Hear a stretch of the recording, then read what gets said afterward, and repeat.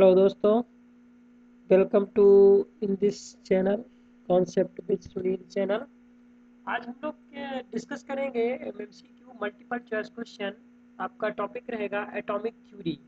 Atomic theory के जितने भी इंपॉर्टेंट क्वेश्चन है उससे रिलेटेड हम लोग आज डिस्कशन करने वाले हैं और सभी क्वेश्चन को सॉल्व करेंगे। आप सभी लोग अपना अपना क्या बोलते हैं नोट पैड लेकर बैठिए, क्योंकि आपको एक्स्ट्रा इन्फॉर्मेशन जो दी जाएगी उसको आप लोगों को राइट डाउन करना है। ओके। तो 1 to 1 अपन डिस्कस करेंगे, बहुत ही इंपॉर्टेंट क्वेश्चन रहेंगे। आप लोग से एक रिक्वेस्ट है कि आप इस चैनल को सब्सक्राइब करें और लाइक करें और अपने दोस्तों के साथ शेयर करें ज़्यादा से ज़्यादा, क्योंकि इस चैप्टर में जितना भी चीज़ मैं एमसीक्यू के माध्यम से आपको करा रहा हूँ, मान के चलिए कि पूरा का पूरा चैप्टर आपका कंप्लीट होगा मैक्सिमम चीज़, और आपका बेसिक्स बहुत स्ट्रांग किया जाएगा, जिससे क्वेश्चन एग्जामिनर कुछ भी घुमा कर पूछेगा आप उसको इजीली सॉल्व कर पाएंगे, है ना। तो चलिए लेट्स स्टार्ट। आप सभी लोग से वो है कि आप लोग अपना नोट्स लेकर बैठे और लिखते जाइए जितना भी मैं एक्स्ट्रा इंफॉर्मेशन आपको दूं। ठीक है, पहला क्वेश्चन देखते हैं क्या बोल रहा है। पहला क्वेश्चन बोलता है isotopes are atoms of the same element with.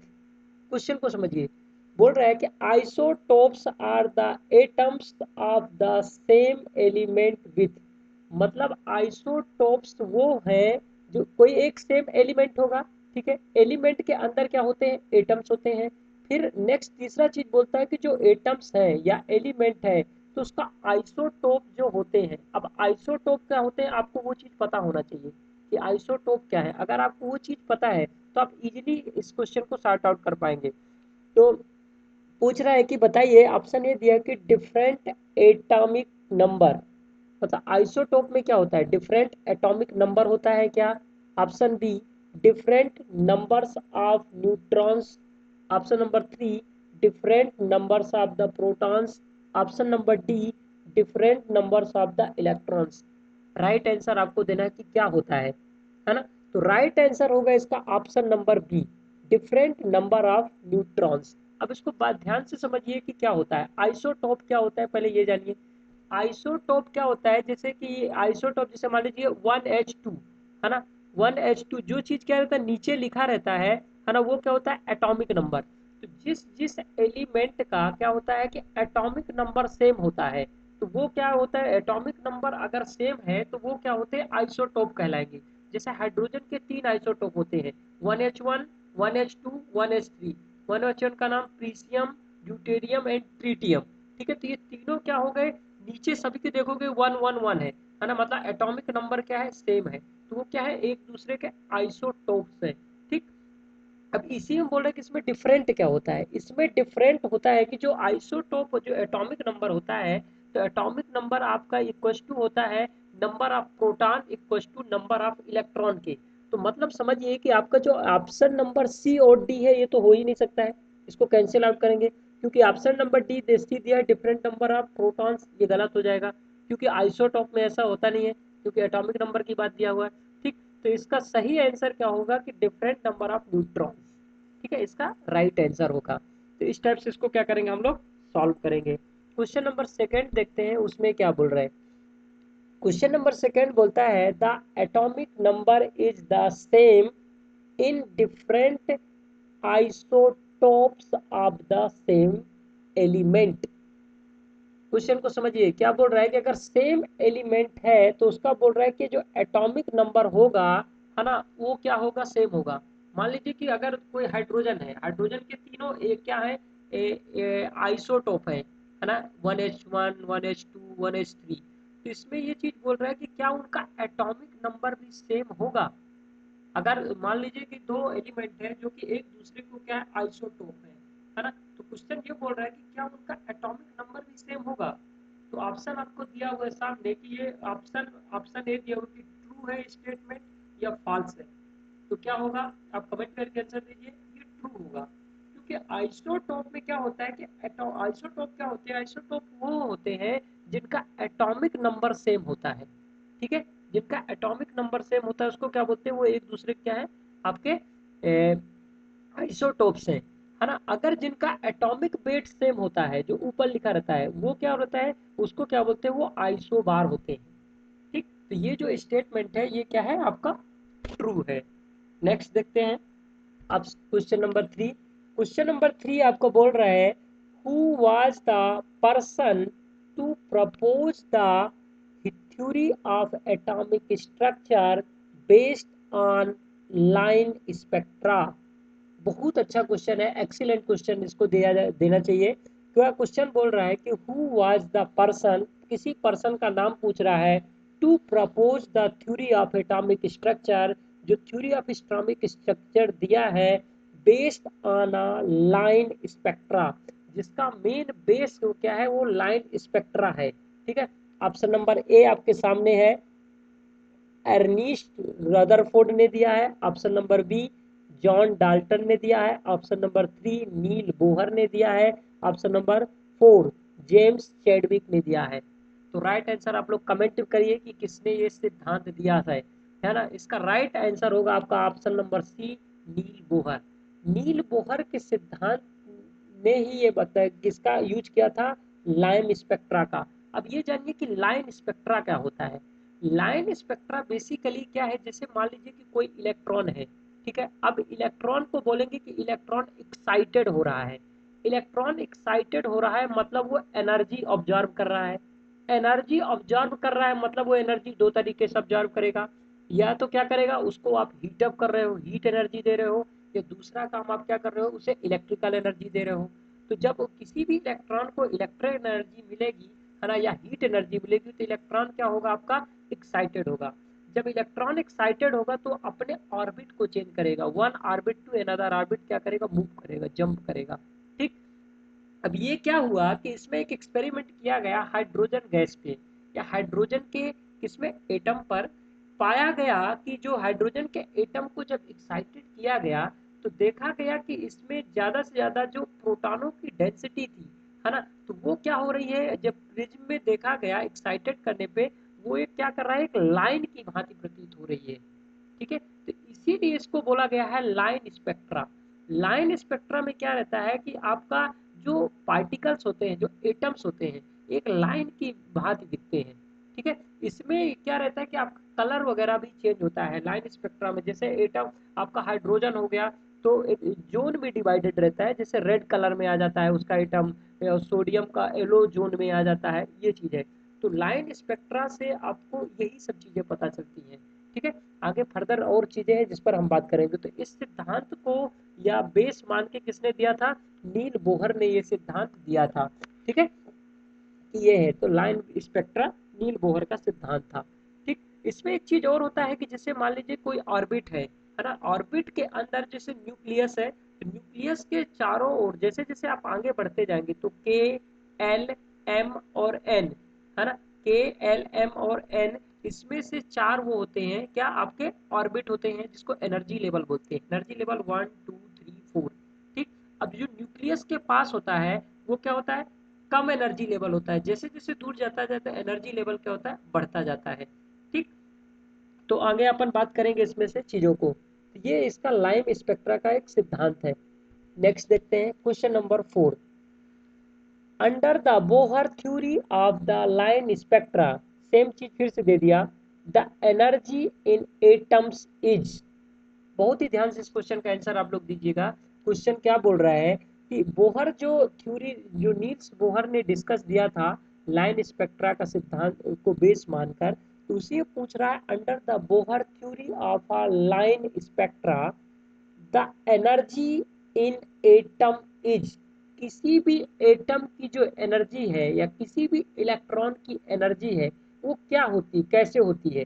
Electron की जो एनर्जी होती है, किसी भी एटम की एनर्जी, क्या क्वांटाइज्ड होती है, ऑप्शन नंबर बी, क्या कंटिन्यूअस होती है एनर्जी सभी इलेक्ट्रॉनों के अंदर, या जीरो होती है, या बोल रहा है कि इनफाइनाइट होती है। ठीक है, तो इसका आप सही आंसर कैसे देंगे, इसका राइट आंसर होगा ऑप्शन नंबर ए, क्वांटाइज्ड होती है। क्वांटाइज्ड होती है का मतलब ये हुआ कि इसमें जो नील बोहर का सिद्धांत था, उसने क्या किया था कि एक एटम में ये बोला था कि जो एटम है, तो एटम के अंदर जो इलेक्ट्रॉनों का मूवमेंट होता है, वो आपका जिग जैग डायरेक्शन में कहीं भी नहीं होता है ना, कि जिग जैग डायरेक्शन में कहीं भी मूव करेगा नहीं।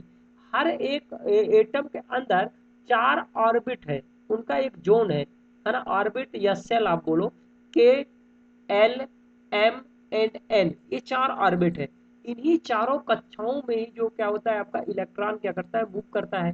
ठीक, तो इसी में बोला गया है कि इन सब हर एक आपके जो पॉइंट वो ऑर्बिट है, हर ऑर्बिट का एक अलग अलग एनर्जी लेवल होता है।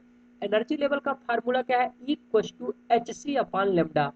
ठीक है, E equals to H C upon lambda, lambda जैसे बढ़ेगा और घटेगा उस हिसाब से जो एनर्जी लेवल है ई है, उसका मान भी क्या होगा आपका बढ़ेगा और घटेगा। ठीक है, तो जैसे जैसे दूर जाते जाओगे एनर्जी आपका लेमडा का मान क्या हो जाएगा, कम होता है वो होगा। ठीक है, बढ़ेगा, तो एनर्जी लेवल आपका नियरेस्ट जो रहेगा वो कम रहेगा, बाहर जाते जाओगे तो वो क्या हो जाएगा, बढ़ता जाएगा। तो वही बोल रहा है कि क्वांटाइज्ड फॉर्म में रहती है। एनर्जी लेवल जो एल होता है उसमें कम एनर्जी, दूसरा होता है उसमें ज्यादा एनर्जी, तीसरे वाले ऑर्बिट में ज्यादा और चौथे वाले में और ज्यादा। ठीक है, तो ये बेसिक कॉन्सेप्ट है जो कि आपको क्लास में पढ़ाया गया है। आप पूरी प्रीवियस लेक्चर को देखिए ज्यादा डिटेल के लिए।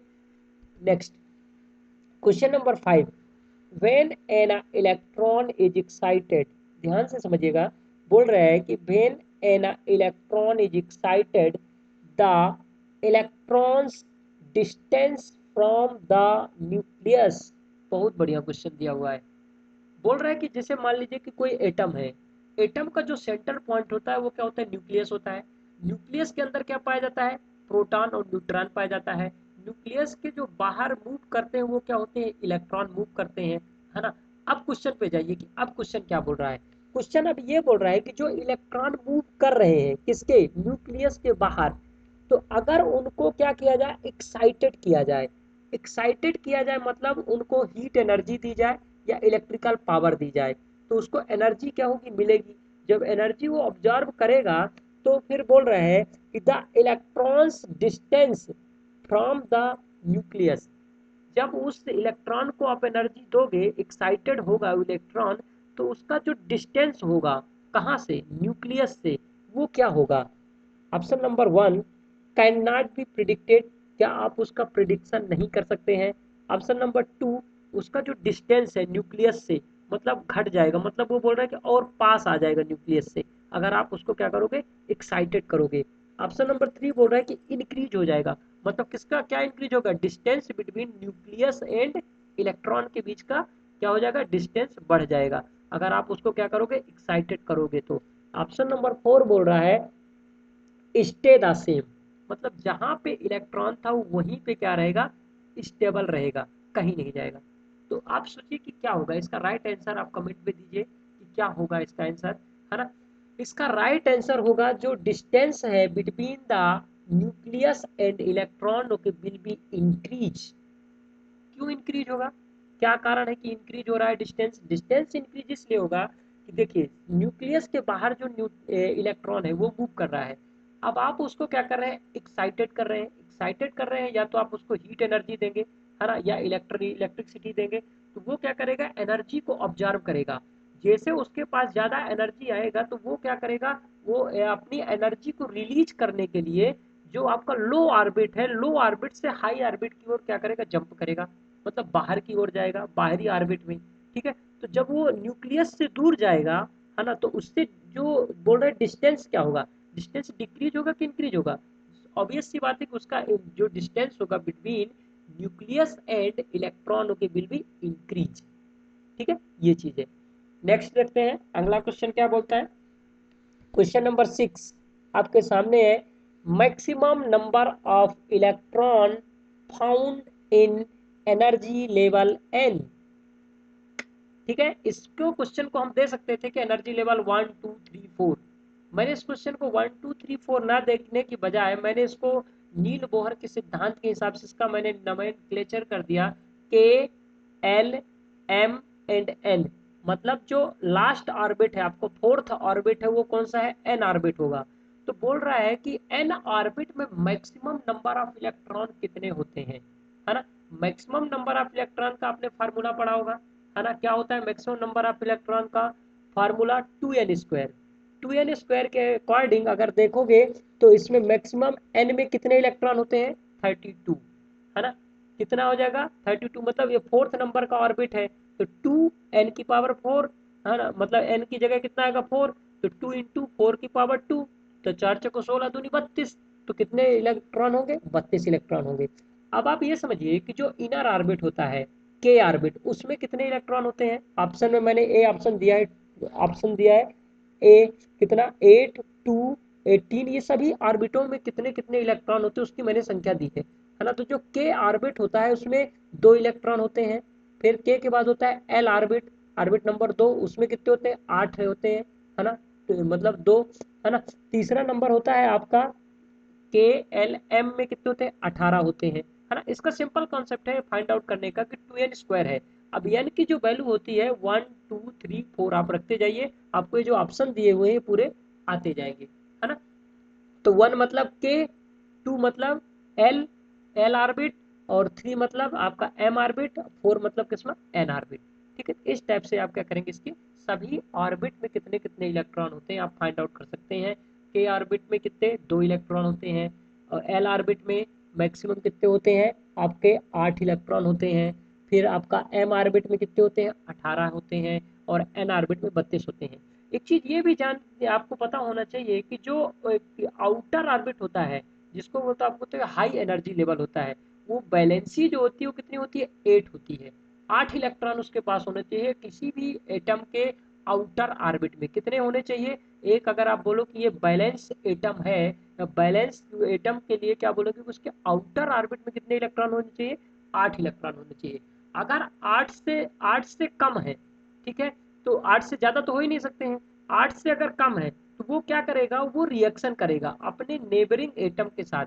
या तो वो क्या करेगा, जिसको वैलेंसी बोलते हैं, लेगा अपना इलेक्ट्रॉन, या इलेक्ट्रॉन क्या करेगा? रिलीज करेगा। ठीक है, वो चीजें। नेक्स्ट देखते हैं, नेक्स्ट क्वेश्चन क्या बोलता है आपके सामने। क्वेश्चन नंबर आपका 7 नहीं है क्या? 1 मिनट। क्वेश्चन नंबर 6 के बाद डायरेक्ट 8 है, कोई बात नहीं।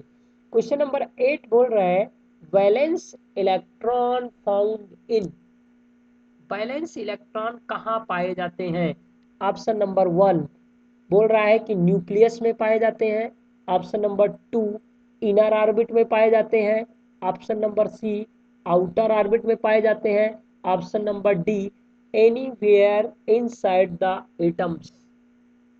क्वेश्चन समझ में आया? क्वेश्चन क्या बोल रहा है? क्वेश्चन ये बोल रहा है कि बैलेंस इलेक्ट्रॉन कहाँ पाए जाते हैं। बैलेंस इलेक्ट्रॉन पूछता है कहाँ पाए जाते हैं, न्यूक्लियस में पाए जाते हैं, या इनर ऑर्बिट में पाए जाते हैं, या आउटर ऑर्बिट में पाए जाते हैं, या पूरे भी क्रिस्टल स्ट्रक्चर के अंदर एटम के कहीं भी मूव करते हैं, या कहीं भी मिल जाते हैं इजीली। तो राइट आंसर क्या होगा?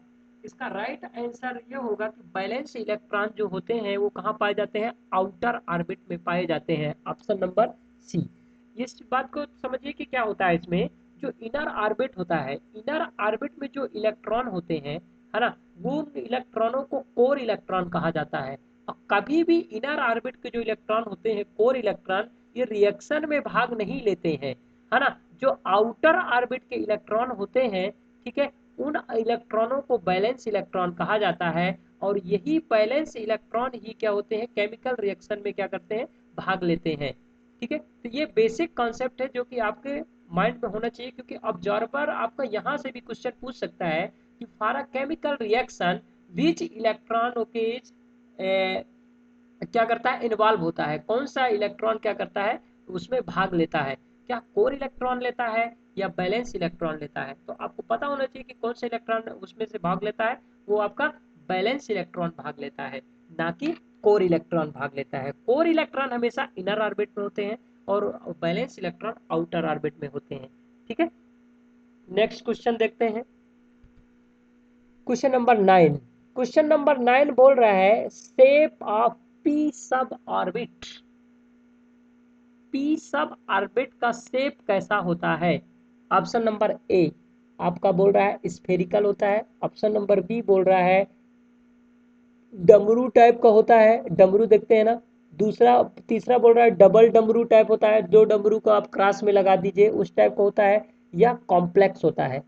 पी जो सब ऑर्बिट है उसका शेप पूछ रहा है। ठीक है, तो सबसे पहले आपको तो सब ऑर्बिट पता होना चाहिए कि सब ऑर्बिट क्या है, तभी इस क्वेश्चन को सॉल्व कर पाएंगे।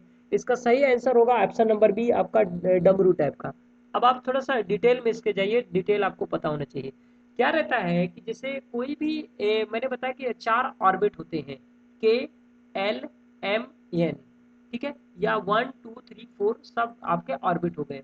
अब जो के ऑर्बिट होता है या जितने भी ये चारों ऑर्बिट है, इन सभी ऑर्बिट के भी अपने अपने सब ऑर्बिट होते हैं। ठीक है, क्या होते हैं, अपने अपने सब ऑर्बिट होते हैं। वो कैसे होते हैं, एस पी डी और एफ, ये इनके चार क्या होते हैं, सब ऑर्बिट होते हैं।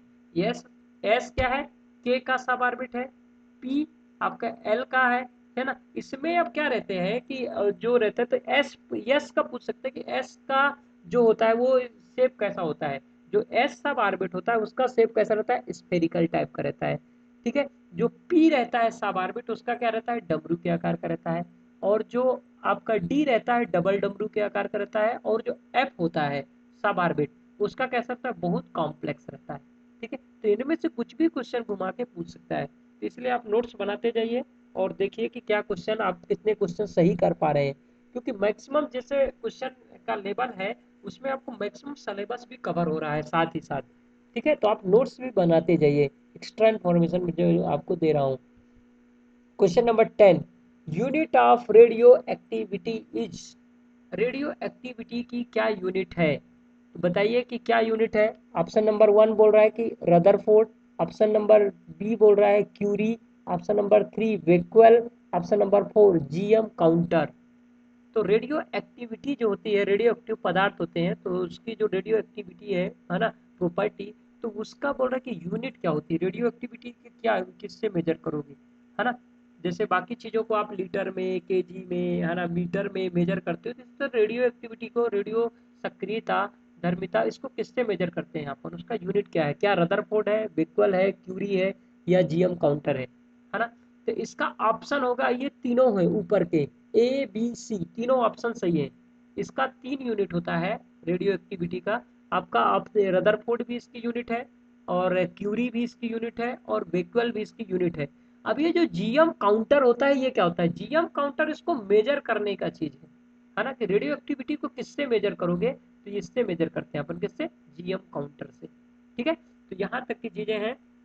नेक्स्ट देखते हैं।